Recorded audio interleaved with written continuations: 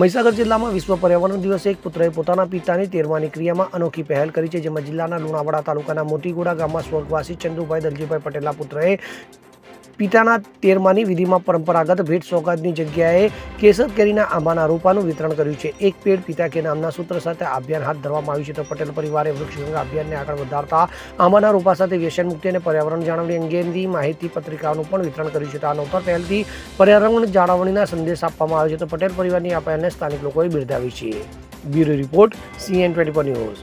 હવે જુઓ દેશ દુનિયાની તમામ ખબરો તમારી આંગળીના ટેરવે.